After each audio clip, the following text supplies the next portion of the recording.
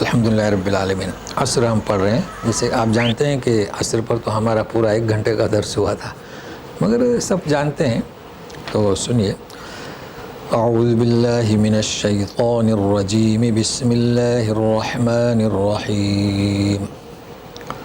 والعصر ان الانسان لفی خسر إلا الذين آمنوا وعملوا الصالحات وتواصوا بالحق وتواصوا بالصبر۔ تجوید اعتبار سے وتوا نہیں، وتوا یعنی تھوڑا محسوس ہونا چاہیے، وتواصوا بالحق وتواصوا بالصبر۔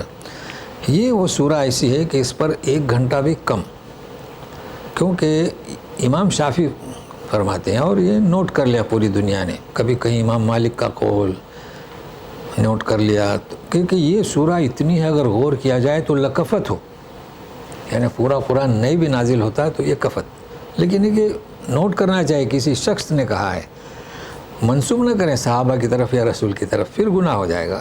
ان کی رائے ہے اور لوگوں نے قبول کیا اسے، کافی معلومات ہے اس میں۔ اب دیکھیے، والعصر زمانے کی قسم۔ اب ہم نے قسم پر آدھا گھنٹہ بیان دیا تھا، ضرورت نہیں۔ اللہ تعالیٰ کیوں قسم کھاتے ہیں آپ جانتے ہیں، ان کو گواہ بناتے ہیں، زمانہ ماضی مضارع حال، اور قسم کھا کر فرماتے ہیں کہ، اور پھر یہ بھی بتلایا تھا کہ اللہ کے سوا کسی کی قسم کھانا جو ہے شرک ہے، بخاری کی حدیث بھی بتلایا تھا، ان کی ضرورت نہیں، کہ یقیناً انسان خسارے میں، انسان سارے۔ تو یہاں نوٹ کر لیں، مجھے جو تجربہ ہوا ہے نا، اور آپ کے بچوں سے سنیں، والعصر قسم، ان الانسان یقیناً، لام تاکید، فی خسر، تو کیا پڑھتے ہیں؟ ان الانسان لا فی خسر۔ ہو گیا، آؤٹ ہو گیا نا جی۔ اس کا خیال رکھیں، چونکہ بعض علاقے پہ بے زبر با، بے پیش بو، ہاں، تو یہاں مسئلہ ہو جاتا ہے۔ ہمیں اس کا کافی تجربہ ہے، کافی محنت کرنا پڑی، تو اس کا آپ لوگ خیال رکھیں، اپنے بچوں سے سنیں۔ خسارے میں ہے، مگر اب استثناء، الا الذین آمنوا، ایمان، ظاہر ہے کہ ایمان کے بارے میں بھی اس پر ہم نے بیان دیا تھا، وعملوا الصالحات، اس کے بعد اس کا اظہار کریں، اس کا اثبات کریں، تو عملوا الصالحات۔ اب یہاں 2 چیزیں آ رہی ہیں، یہ بہت اہم ہے۔